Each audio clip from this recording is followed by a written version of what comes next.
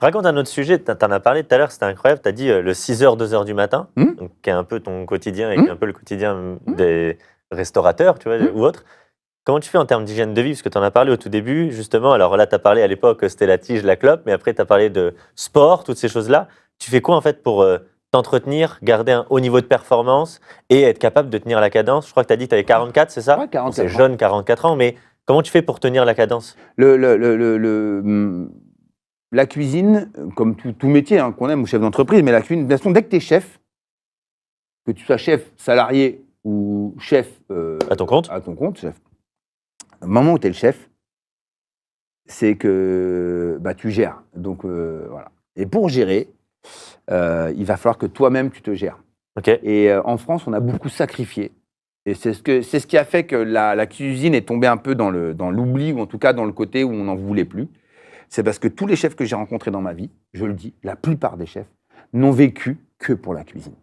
Ils se lèvent cuisine, ils pensent cuisine, ils couchent cuisine, ils se grattent cuisine, ils font que cuisine. Mais c'est le cas pour les autres business. Hein. Un électricien, tout ça, il vit. Sauf que notre business, je parle honnêtement, ouais.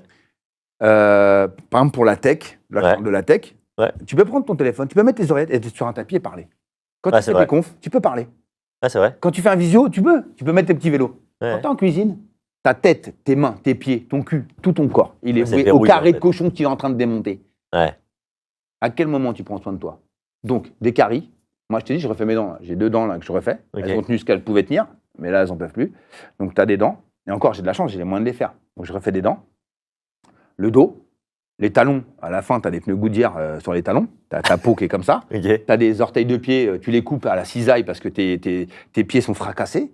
Tu as des mollets, tu as des varices. Tu te prends forcément du poids. Tu goûtes tout le temps. D'accord?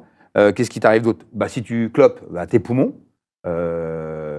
Tu bois, tu goûtes les vins. Ouais. Donc, tu as tous les vices qui t'arrivent dans le corps et tu n'as rien pour protéger ton corps. Tu dors pas beaucoup, tu dors mal. Bah ouais, donc justement, alors tu fais quoi? Eh bien, je fais quoi? J'ai décidé, et je dis à tout le monde quand j'en parle, prenez du temps pour breaker. Ok. Donc, si vous voulez monter un restaurant, je vais vous donner un vrai conseil. Je veux que les gens entendent ça, c'est important. Les gens disent, je vais prendre un petit restaurant, je vais être peinard. Non, c'est la pire chose à faire. Ok. Le petit restaurant où tu es 2 en cuisine ou 3 avec le plongeur et tu es 2 en salle, c'est l'affaire qui s'appelle perpétuité. Ah ouais? Pourquoi? Parce que si tu n'as que 20 couverts, tu es seul à tout gérer. Et tu peux pas te libérer. Tu peux pas embaucher un mec en plus. Ouais, t'es trop petit en fait. T'es trop petit. T'es mort. Fourré au moulin. Ouais, t'es mort. Je vais te donner des exemples, j'en ai fait les frais. T'es mort. T'es mort. Okay. T'es mort. Le minimum que je dis aux gens, prenez 70 couverts, 80 couverts minimum pour vivre. Parce que tu peux t'extraire. Ouais. Tu peux laisser ton chef ou ton second avec tes équipes et ton maître d'hôtel. Et tu peux te barrer avec ta femme. Parce qu'attention, on parle de physique, mais ta meuf, tu l'as pas. On le voit dans Cauchemar en cuisine. En plus, le pire, généralement, ils mélangent. Ils foutent la bonne femme, en plus, en salle. Comme ça, ils ont mélangé vie pro, vie perso. Ils ont tout niqué. Jamais. Il y a très, très peu de... Je connais des chefs étoilés, triplement étoilés, ils travaillent avec leurs femmes, mais c'est des tempéraments très, très individuels. Ouais. C'est-à-dire que l'homme et la femme n'ont aucune emprise l'un sur l'autre. Il y a le chef qui parle donc à la directrice de salle ou à la maîtresse de maison, mais ça, c'est hyper cadré dans la tête, c'est carré. Généralement, moi, ça n'a pas marché. Moi, je l'ai fait avec ma mère et je l'ai fait aussi avec mon ex-femme, ça ne marche pas. Hein. Et alors, quand tu dis tu breaks, il se passe quoi? Il faut faire du sport, va faire du lobbying. Il faut prendre du temps, il faut sortir, il faut aller voir ce que font les autres, il faut respirer, il faut ventiler, aller au cinéma et faire un peu de marche. Un peu d'activité. Ok. Et aujourd'hui, il faut qu'on arrête. Tu vois, on se moquait des Américains, bodybuilders et tout. Ouais.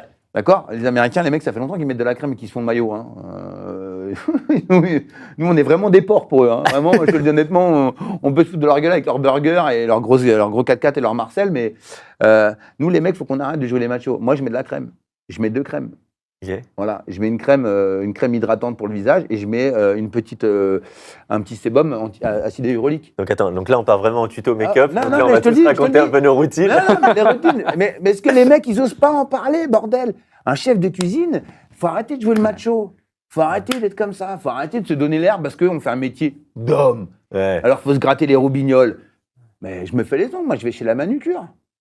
Quand je peux, je me fais les ongles. Pourquoi? Tout le monde dit ouais, t'as de l'argent. Mais non.